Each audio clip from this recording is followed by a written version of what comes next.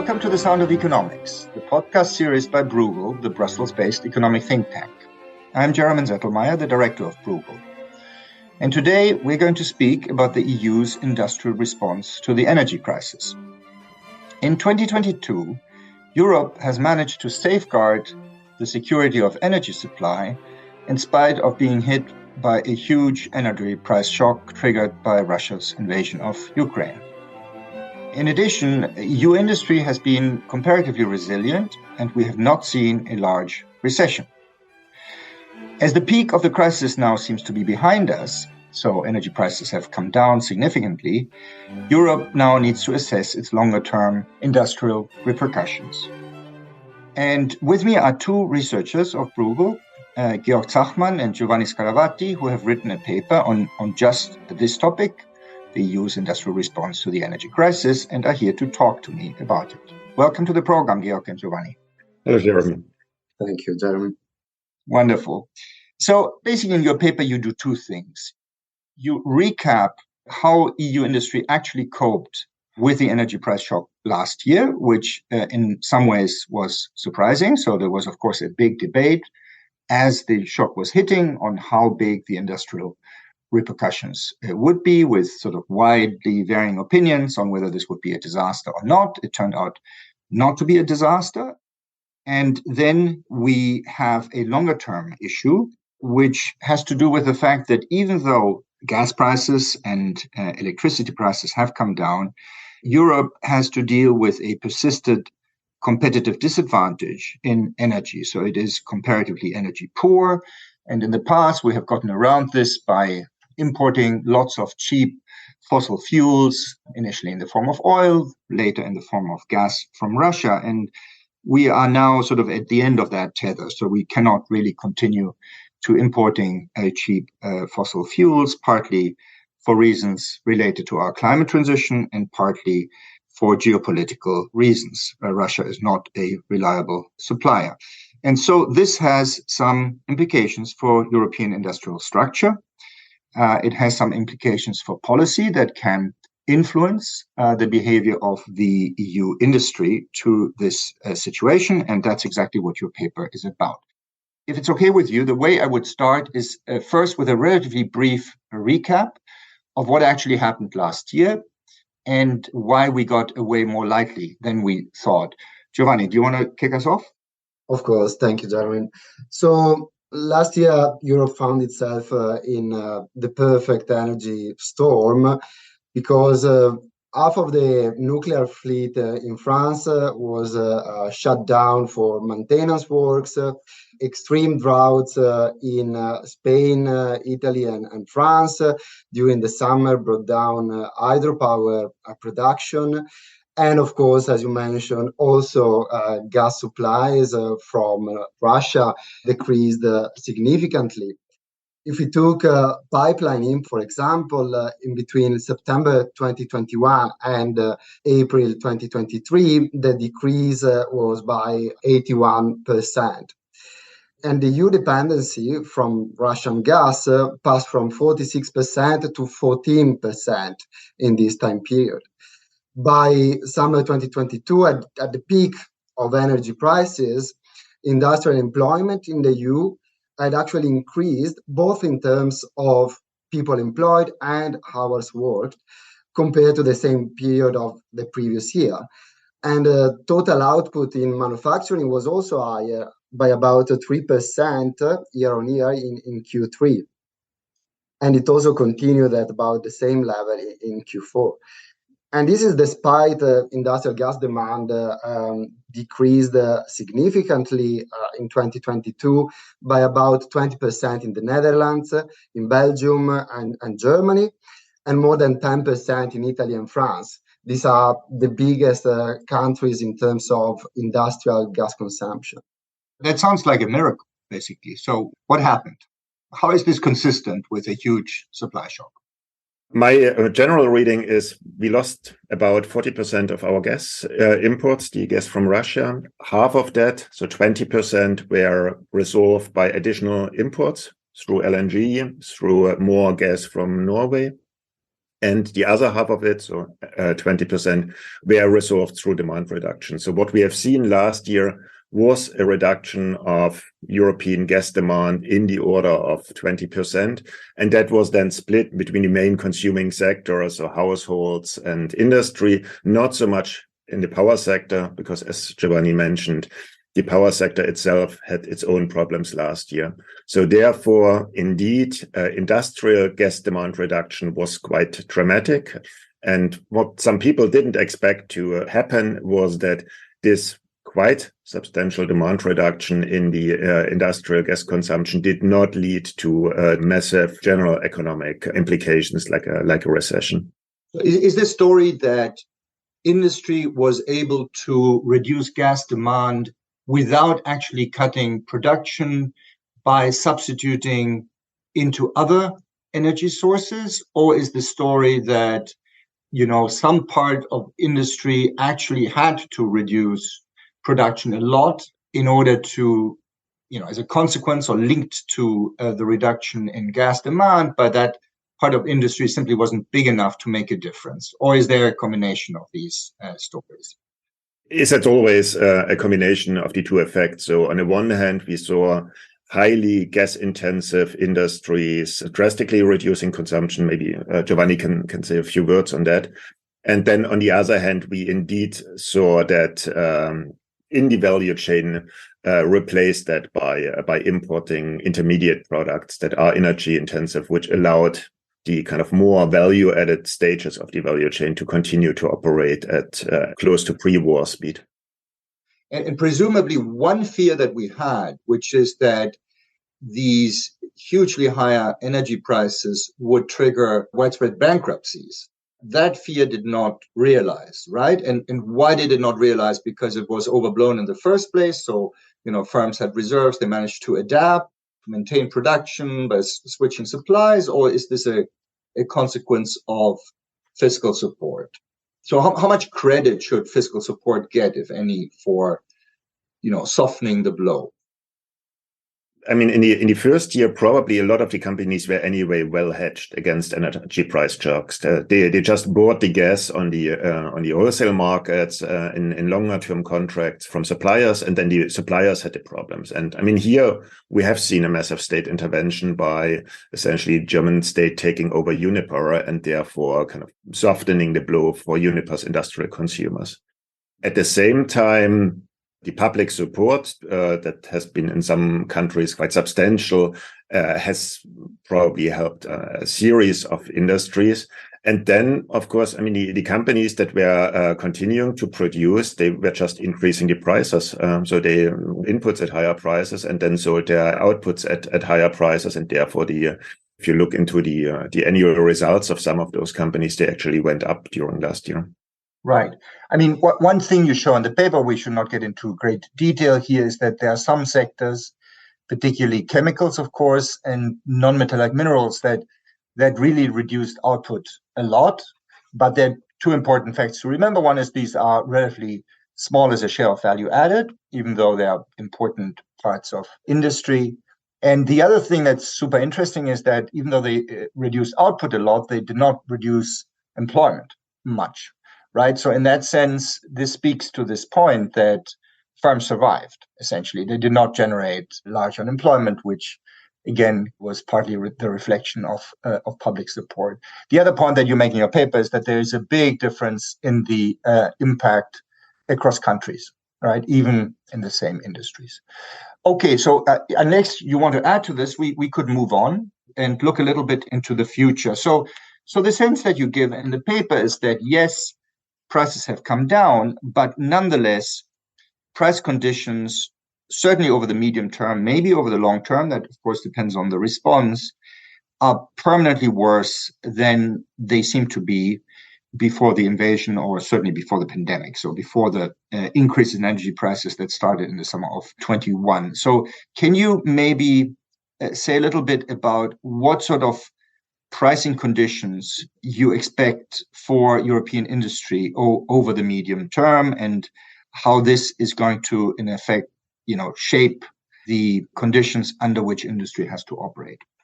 Yes, maybe I can start with a brief outline of what the situation is right now, and then Georg can come in for more the medium to long term.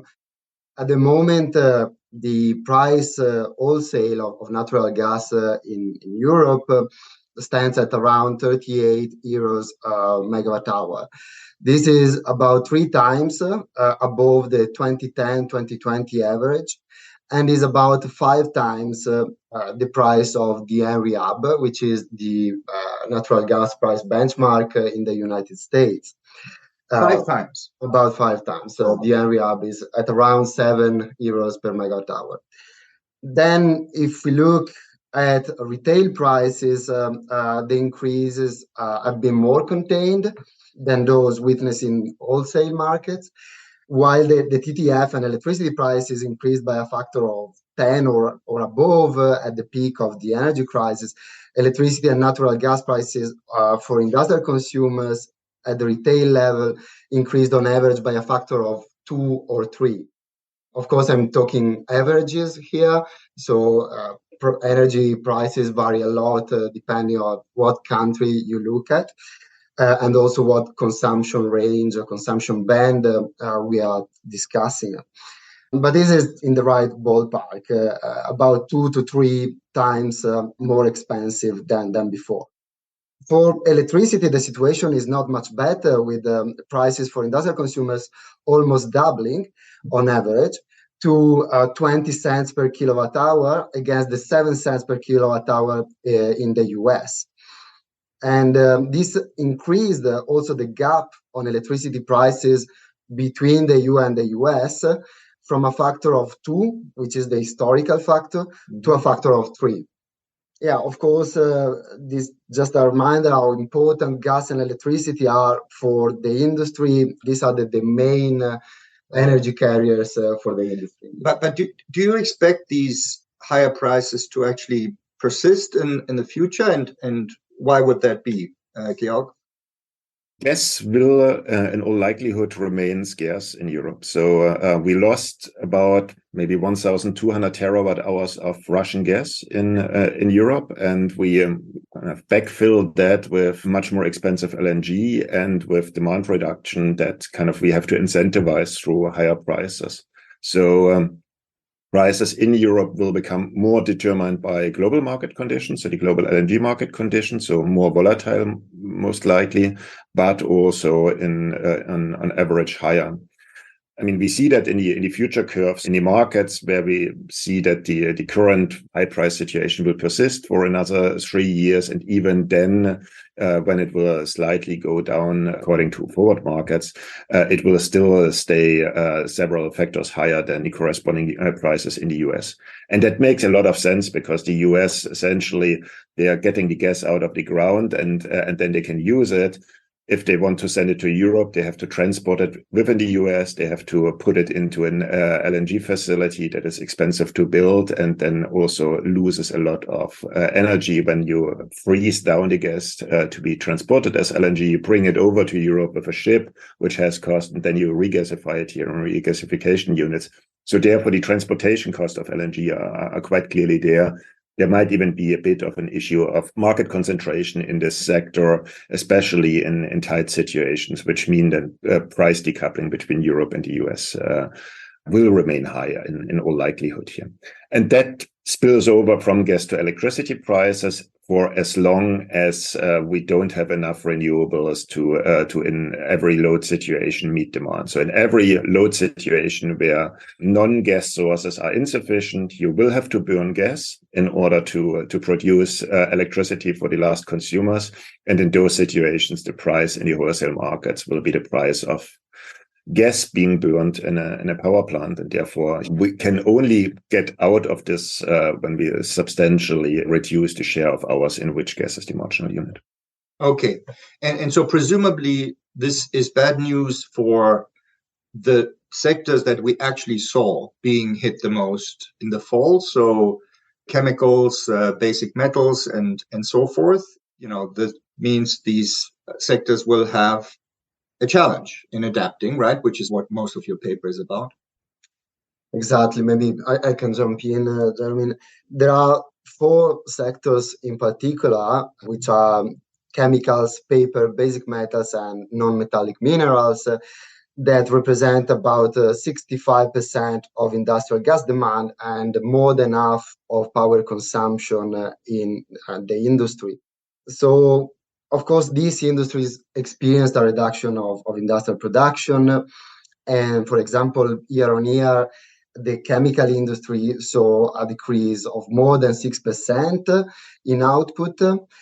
While, however, it's worth mentioning again that other industries experienced an upward, outlook for production. For example, computers and electronics or wearing apparel.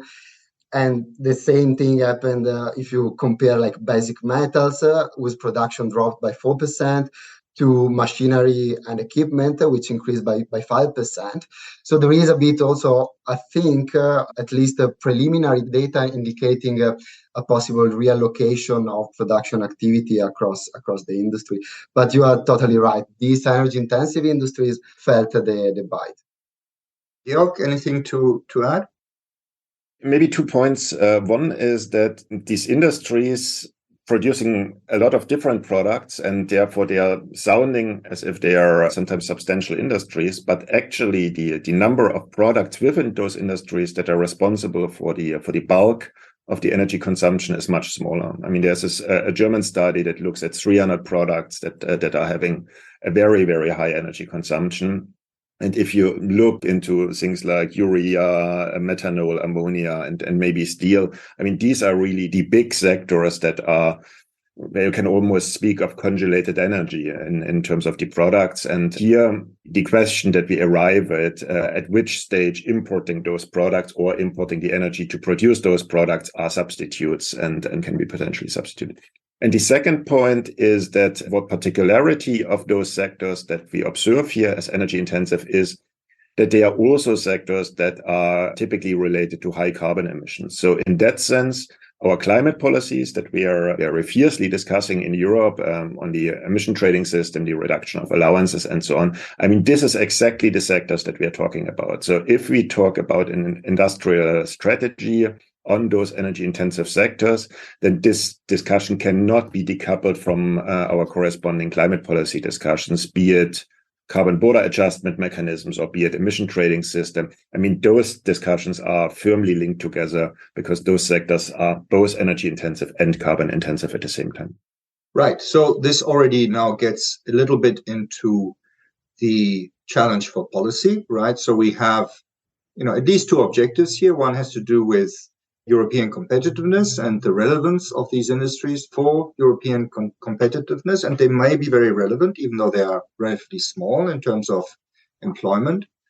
And the other one is how to reconcile the policy response with decarbonization objectives. So can you maybe say a little bit about that? And then let's start talking about some possible policy avenues. Georg? Yes. I mean, the first observation, and we already kind of guided, hopefully the listener a bit to that, is that the sectors we have talked about, and especially the energy intensive production processes, are having relatively limited value added if you manage to kind of decouple this value added from the remaining value chain. And those production processes themselves represent also a very limited labor force. So in principle, if one could, like a doctor, slice out those sectors and put them elsewhere, there would not be a huge problem for European industry to then just buy the intermediate products and continue producing. The question that is being asked by the industry is essentially to which degree it is possible to unbundle these value chains and production processes. So is it possible to import ammonia and work with that in your chemical industry to produce high value added products? Or is there a challenge that your industry is essentially needing to have those large installations that produce the ammonia because these integrated value chains are where the value comes from? And on that, there is still some disputes to which degree this integration is necessary. But we have seen last year how strongly this unbundling already happened without significant effects, at least in the very short term. Right. Now, in your paper, you outline and discuss three strategies, which are not necessarily mutually exclusive, but they basically represent different answers to the question of to what extent one should try the unbundling. So to what extent should, in some sense, the part of this value added chain that is within the EU be shortened? And then I guess the other dimension of the response is whether the energy that is needed to supply whatever remains in the EU is mostly imported or mostly homegrown, and how one makes this energy cheaper. Giovanni, can you give us sort of an overview of these different strategic approaches? Yes, thank you, gentlemen. And just to mention that the paper is also co-authored with Simone Tagliapietra, so it's the three of us that framed these three. Apologies to Simone for not mentioning him at the beginning. Yes, indeed. Thank you. So basically, Georg, Simone, and myself, we identified, as you just said, these three main policy options going forward. The first one being to bridge the high energy price period with unconditional subsidies, basically, to save the industrial base in Europe as it is, avoiding irreversible large-scale relocation abroad. And this is the main pro of this policy option. However, the trade-off is that, of course, such strategy would be fiscally very costly, poses a significant risk of fragmentation to the EU single market, and possibly most importantly, it can only succeed if internationally competitive energy supplies are made available swiftly. So it's a bridge idea. It only works if we at some point manage to return to very cheap imported energy, right? And then in the meantime, there's the question of who provides the support.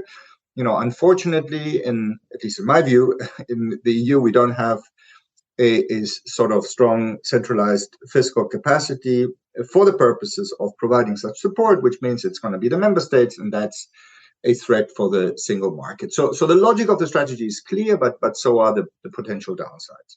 There's one additional risk here, which is on the energy side. I mean, if you support energy-intensive industry to continue operating, it means you continue to help them to consume energy. If you don't have this energy, you have to import it at increasing prices. So you make energy essentially more expensive for everybody else. So by doing this, you're not just having the fiscal cost, but you essentially impose a competitive disadvantage to everybody who does not get the support.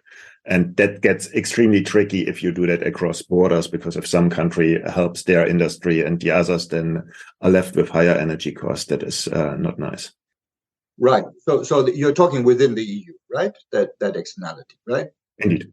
Right. So it's not just that some industries receive more support, but also there's an externality, as economists say, so an impact from one country to the other through higher prices of energy. So the approach works sort of in the long term on the assumption that, you know, energy at that point will be abundant and very cheap, and then you don't have any externality anymore. But in the meantime, you are essentially competing for limited energy, which is exactly the story we had during the energy crisis last year, and which we managed to avoid pretty well. No, but the question is, should we go for the same type of approach now? Exactly. This is basically the point we make in the paper, that this is the policy option that seems to us has been taken so far, with the European Commission approving 672 billion euros under the temporary emergency framework of state aid, since March last year.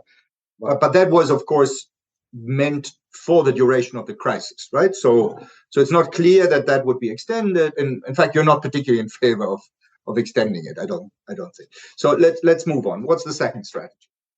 The second strategy would be to keep energy-intensive industry in Europe, but making subsidies conditional to large-scale deployments of decarbonization technologies, while further ramping up investments in renewables, into the grid, and into storage solutions.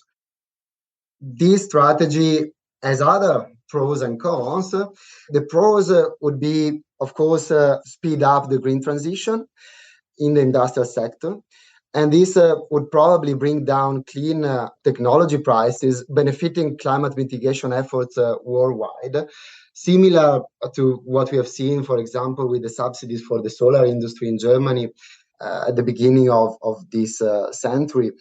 However, the cons is that, again, this would be very expensive, and the European taxpayers would need to bear the cost of supporting large-scale deployment of new technologies, whose cost is probably higher now than in the future, and whose production may also remain more expensive in Europe than elsewhere. So there is no guarantee that doing all of this, the competitiveness problem that the energy-intensive industry is facing right now will be fixed.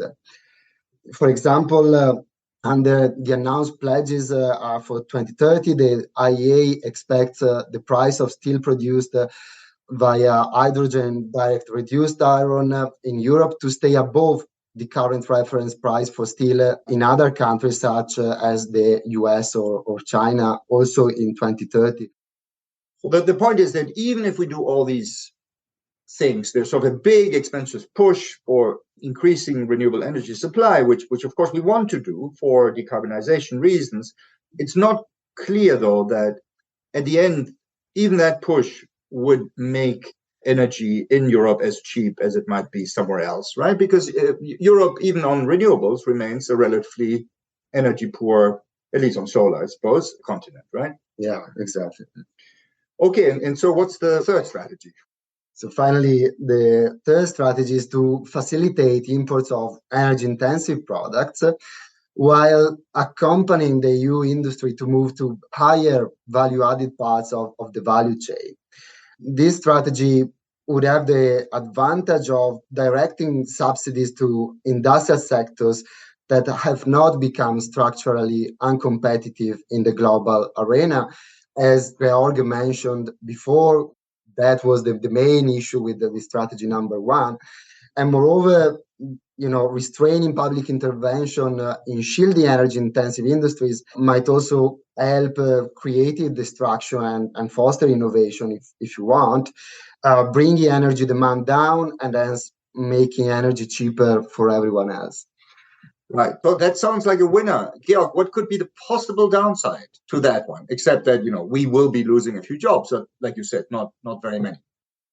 Yes, so we'll lose a few jobs. I mean, it will be a regional issue in those regions where those sectors are very strongly implied. I think the political economy of that would be extremely difficult because these are sectors that are there very often since the Industrial Revolution, so for 200 years or so.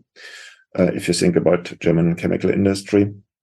And the risk is that we are not entirely sure about how kind of the clusters around those energy-intensive industries that are essentially using those energy-intensive products are behaving if kind of the core of the cluster, the energy-intensive segments are falling away or are being largely imported. And we have strategic challenges here that we obviously don't want to become dependent on importing all our steel from one country alone, because that would potentially undermine our strategic autonomy, but might also be economically a very bad idea if that means that we buy from a very concentrated supplier, then our terms of trade for buying this stuff might be extremely bad. So here we need to play that kind of any move in this direction needs to be strategically very carefully thought through. Right. So it basically sounds a bit provocative to say in the aftermath of dependence on Russian gas that we're going to solve our energy cost problem through trade, again, by importing lots of energy intensive products, because those products in turn may create a new dependency. Having said that, that's not a given, right? So we could diversify the sources of imports. And of course, at Bruegel, we have generally had the view that if we're going to achieve economic security in Europe, we need to take an international approach, right? We cannot reshore everything. We should not reshore everything because the gains from trade, but we have to be careful who we import from, and we have to look at some diversification of sources. So, Georg, unless you want to add to this discussion, I want to take up one hot issue with you, which is the discussion of an industry electricity price, particularly in Germany. Shall we go there, or anything to add on what we just said? No, I think it's a super important issue that it's hotly debated at the moment. So maybe as a starting point on that, Germany plans to substantially support its industry essentially along two lines. So along our first strategy of helping existing sectors with industrial electricity tariffs that are supposed to, where the money is supposed to come from the leftovers of the 200 billion that were last year kind of being put into the budget and were not completely used because energy prices turned out lower than was feared. And a second strand of the support policy is more in line with our second strategy of essentially helping sectors to decarbonize using so-called carbon contracts for difference with the slightly odd German name Klimaschutzverträge, for which the government plans to set aside 68 billion euros, according to press reports. Now, that means that German government is going to considering to go big on supporting its energy-intensive industry here. And if we look into the state of the discussion, which is not yet finalized, so I think there are some drafts circulating, but no final document available, then the contracts for difference are going to be distributed in a negotiated way with some large companies. So it's quite likely that those companies that are having a very strong lobby in Germany will be able to be selected for that. And it's less likely that newcomers and players from outside Germany would benefit from those things. And then for the industrial tariffs, we are back to the... Tariffs, you mean the prices, right? Yes, so that's a sort of tariff scheme where the government gives some form of top-up or dedicates certain types of generation assets to industrial consumers. And this is energy that cannot be consumed by foreigners or other sectors. So we are back to the issue that by giving something to them, it's not just the money we give to them, but it's also the energy we take away from others. Right. So in some sense, what you think about this scheme follows from what you said about the three strategies before. So this can be thought of as some combination of strategy 1 and strategy 2, right? So this is supposed to be a cheap energy future. So we want to maintain our industry as far as possible under the scheme. In Germany, the instrument are subsidies. On the other hand, there is a green element here because the whole disbursement on subsidies is supposed to be incentives friendly. It's supposed to encourage savings, and it's also supposed to encourage green transition, which is essentially your strategy number 2. But having said that, it has all the disadvantages, which is primarily about the fact that this creates a competition within Europe. It may be a problem for the single market. And on top of that, maybe this is intrinsic to all subsidies. I'm not sure, at least to industry subsidies. There's a sense that, it's easily captured by big players, right? Because you have a negotiated approach. Now, to his credit, German Economy and Climate Minister Robert Habeck has said something to the effect that, well, ideally, we would like to have this at the European level, and we should have a way of enabling other European countries to do the same, maybe through a lending scheme or something like that. Can you say about what you think about that? How serious is it? And does it mean that Germany is actually going to put money on the table for the rest of Europe to do that? I think it's a very good and welcome signal from my perspective that they understand that it's not going to fly if they just do it unilaterally.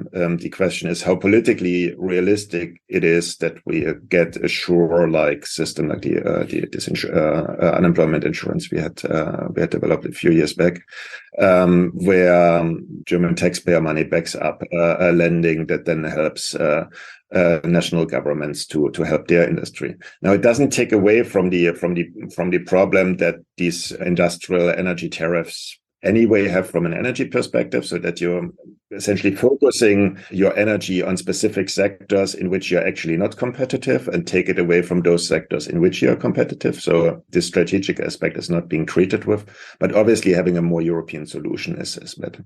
What I'm a bit surprised of is that we are not really discussing kind of two solutions that would be of more structural nature, kind of which really address the resource endowment in Europe.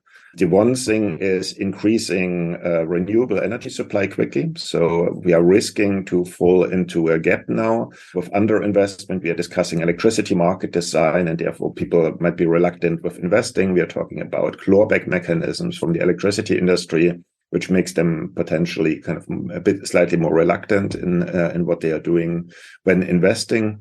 While every wind turbine we can install this year has significantly higher value than a wind turbine we install in 1 or 2 years down the road, because energy is scarce now, and that would really be structural. And the second structural element is that Europe has, on average, not great renewables resources. I mean, if you compare it to the US, there's less sun, and the free unpopulated areas where you can do a lot of wind turbines is much more limited. But there are pockets in Europe where you actually have quite good renewables potential. And to some degree, it should be possible to move some of the consumers in Europe to closer to where these resources are.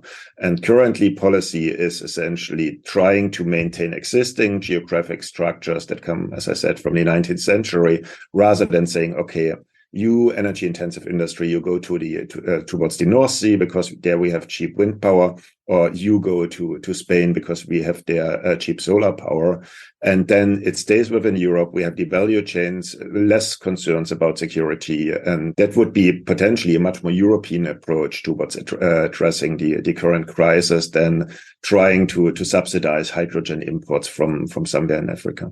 Right. So let me try and summarize. So basically you're saying that even a relatively carefully done industrial electricity price or tariff that is conditional on green transition would be a big problem if it is done mainly or only in one country, right? Because of its impact on the single market. That the attempt by Robert Habeck to Europeanize this is honorable, but difficult and unclear whether it will succeed. I guess unclear even whether the rest of his coalition is behind him on this point. And what is largely missing from this debate are sort of two important efficiency arguments. I'm sorry to bore listeners with this, but we're economists. We care about efficiency because ultimately it makes people better off.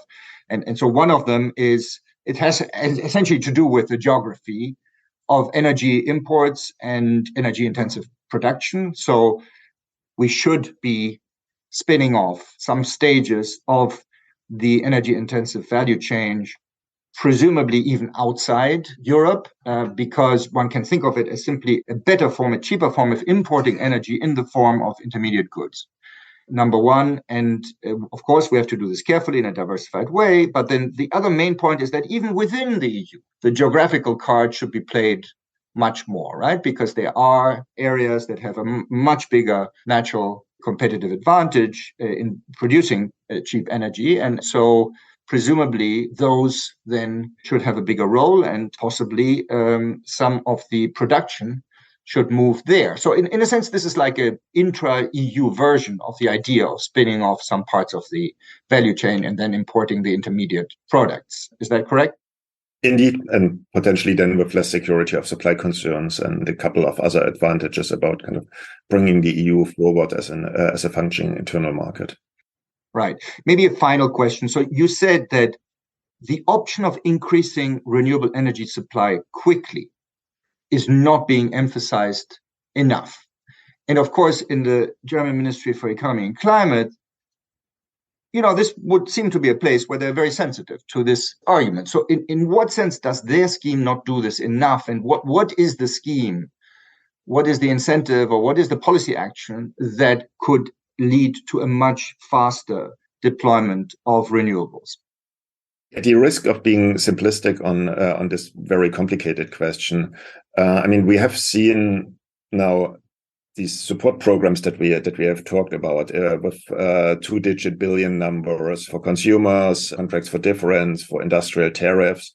And there is no big envelope for supporting renewables, for kind of trying to find a way to speed this process up, for building the networks, for connecting them. So this side of supply increase that would help not only German consumers, but European consumers, and quickly, so that we are not seeing. I have the impression that people want to get it right, and therefore they want to get it very efficiently, because they know that if they get into a kind of a very ad hoc-ish way of supporting renewables, we might be in risky waters. And I understand this concern.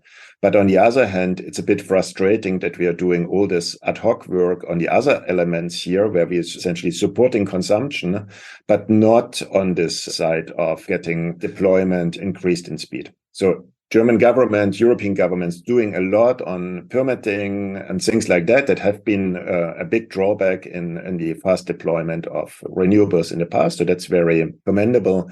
But they didn't at least put the money where their mouth is on that. Maybe not only because they lack the money, but also for the small structural reason that I described. But I'm not sure that at that stage, there is not a case to be made to also try to use some money for speeding up this renewables deployment, because we need it so quickly. Right.